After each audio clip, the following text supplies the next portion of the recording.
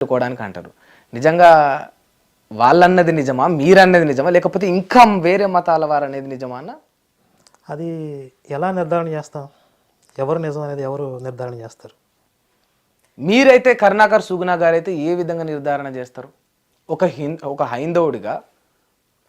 First మీరు చెప్పిన దాంట్లో ఒక చిన్న కరెక్షన్ ఏంటంటే, హిందువులందరూ మాకు ముక్కోటి దేవీ దేవతలు ఉన్నారు అనేది పూర్తిగా నిజం కాదు.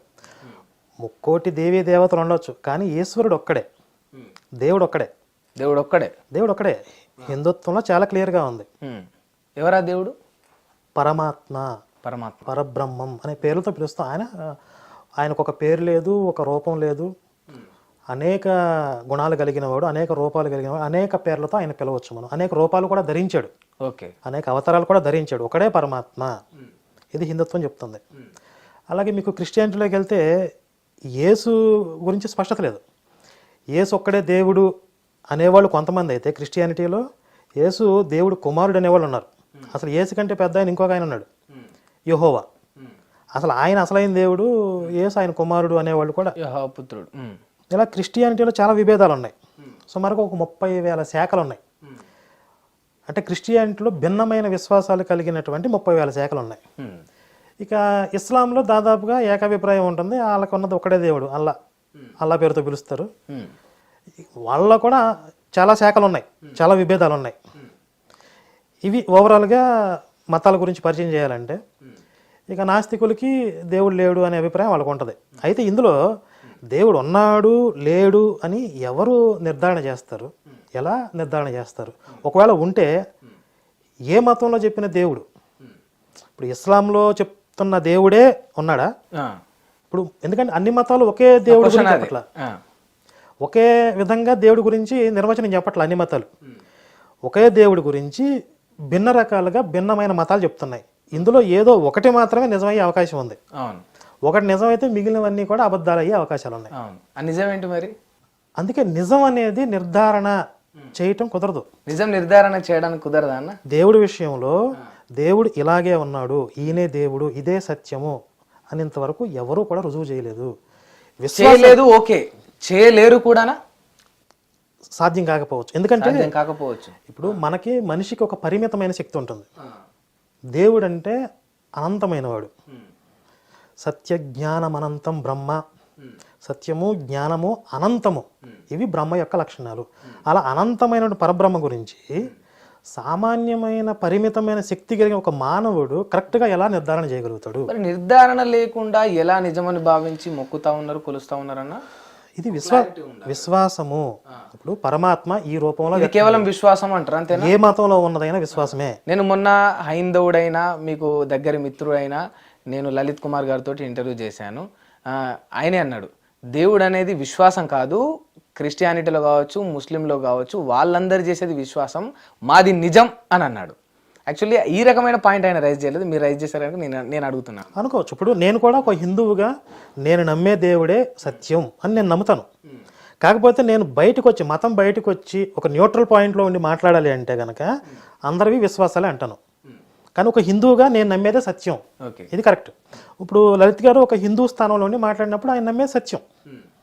నేను బయటకు వచ్చినప్పుడు చెప్తున్నాను, అంటే న్యూట్రల్గా ఉండి మాట్లాడితే ఓకే. అంటే మీరు చెప్పిన పాయింట్ మెచ్యూర్డ్గా ఉన్నది. బట్ ఒక అనాలిసిస్ చేసుకుంటే మరి ఈ దేవుడిని నమ్మాలి, ఆ దేవుడిని నమ్మాలని ఏ బేసిస్ ప్రకారం నమ్మాలన్నా ఇక్కడ మనం లాజిక్ ఉపయోగించాలి. అంటే భగవంతుడు మనకు ఒక బుద్ధి, విచక్షణ అనేది ఇచ్చాడు కదా. భూమి మీద 84 లక్షల రకాల జీవరాశులు ఉన్నాయని అంటారు. అందులో ఒక్క మనిషికి మాత్రమే విచక్షణ, ఆలోచన, జ్ఞానం, తర్కం ఇవన్నీ ఇచ్చాడు. ఎందుకు ఇచ్చాడు? వాటిని ఉపయోగించుకుని విచక్షణతో తర్కబద్ధమైనది, న్యాయబద్ధమైనది నువ్వు ఆచరించాలి అని చెప్పి. ఇప్పుడు ఇన్ని మతాలు వచ్చినాయి అంటే ఇందులో ఏదో ఒకటి మాత్రమే నిజమయ్యే అవకాశం ఉంది. ఎందుకంటే అన్ని మతాలు ఒకే విధంగా చెప్పట్లేదు, భిన్న భిన్నంగా చెప్తున్నాయి. మరి ఇందులో ఏది సత్యం ఎలా పట్టుకోవాలి? ఒకటి నిజమైతే మిగిలినవన్నీ కూడా మానవ కల్పిత మతాలు అవుతాయి. ఇప్పుడు మనకి హ్యాండ్ మేడ్ ప్రొడక్ట్స్ ఉంటాయి, అలాగే మ్యాన్ మేడ్ రిలీజియన్స్ అనమాట. నేను ఒక 2-3 పాయింట్లు బేస్ చేసి ఒక వివరణ చెప్తాను. అది న్యాయబద్ధంగా ఉందా లేదా మీరు మీ ఒపీనియన్ చెప్పవచ్చు. ఓకే. ఇప్పుడు దేవుడు అనేవాడు ఒక మతాన్ని లేకపోతే కొన్ని సిద్ధాంతాలని ప్రతిపాదించాడు అనుకుందాం, కొన్ని ధర్మాలు చెప్పాడు. ఆ ధర్మాలు అనేవి ఎలా ఉండాలి? మేలు చేసే విధంగా, న్యాయం చేసే విధంగా, మంచి చేసే విధంగా, న్యాయబద్ధంగా ఉండాలి, సర్వమానవాళికి సమంగా వర్తించేదే సమానత్వంగా ఉండాలి. కొంతమందికి పక్షపాతంగా న్యాయం చేసే విధంగా, కొంతమందికి అనుచితంగా వాళ్ళకి ప్రయోజనం కలిగించే విధంగా, కొంతమందికి అన్యాయం చేసే విధంగా ఉండకూడదు కదా. అవును. ఇప్పుడు మీకు హిందుత్వంలో చూసుకుంటే అందులో ఉన్నటువంటి మూల సిద్ధాంతాలు ఏవైతే ఉన్నాయో, కర్మ సిద్ధాంతము, మనం మంచి చేస్తే పుణ్యం, చెడు పాపం చేస్తే దానికి సంబంధించిన ప్రతిఫలం, ఇవన్నీ కూడా మనం అనుభవించి తీరాలి. ఇది మొత్తం సర్వమానవాళికి వర్తిస్తుంది కదా. మీకు మిగిలిన 2 మతాలు తీసుకోండి, వాళ్ళకి మంచి చెడులతో సంబంధం లేదు. మా మతంలో ఉన్నవాళ్ళు స్వర్గానికి పోతారు, మా మతం కాని వాళ్ళు నరకానికి పోతారు. ఇవి బేసిక్ మూల సిద్ధాంతాలు. అసలు ఫస్ట్ ఈ పాయింట్ దగ్గర నుంచి మొదలు పెడతారు. ఈరోజు మత ప్రచారాలు చేస్తున్నా, మత మార్పిళ్ళు చేస్తున్నా వాళ్ళు మాట్లాడే పాయింట్ ఇదే. అర్థమైంది కదా. ఇప్పుడు నేను ఒక ప్రశ్న అడుగుతాను. మీకు ఓటీటీలో స్క్విడ్ గేమ్ అని చెప్పి ఒక సిరీస్ ఉంది, కొరియన్ వెబ్ సిరీస్. ఓకే. ఆ స్క్విడ్ గేమ్ ఏంటంటే అందరినీ ఒక దీవిలోకి తీసుకుపోతారు. ఈ స్క్విడ్ గేమ్లో ఏం చేస్తారంటే ఒక మాఫియా లేకపోతే ఒక ఆర్గనైజ్డ్ ఒక ముఠ జీవితం మీద ఆశలు వదిలేసుకున్న వాళ్ళు, లేకపోతే బాగా కష్టాల్లో ఉన్నవాళ్ళు, ఇలాంటి వాళ్ళందరినీ కూడా కాంటాక్ట్ అయ్యి మొత్తం ఒక దీవిలోకి తీసుకుపోతారు. ఎందుకు తీసుకుపోతారో అక్కడ వాళ్ళతో కొన్ని ఆటలు ఆడిస్తారు. ఆ ఆటలో విజేత అయిన వాడికి విపరీతమైన డబ్బు ఇస్తారు.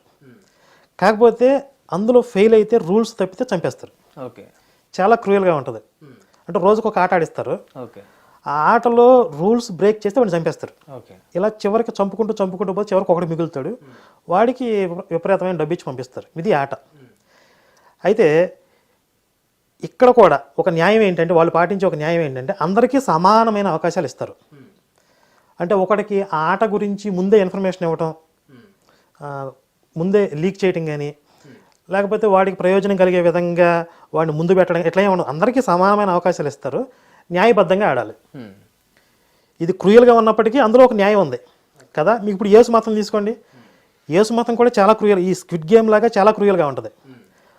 మీరందరూ రన్నింగ్ రేస్లో ఉండండి, అందరూ పరిగెత్తుకుంటారండి, చివరికి మా యేసు మతంలో మిగిలిన వాళ్ళనే నేను బ్రతికే పరలోకం తీసుకెళ్తే మిగిలిన వాళ్ళని చంపేస్తాను అంటాడు. అవునా కదా.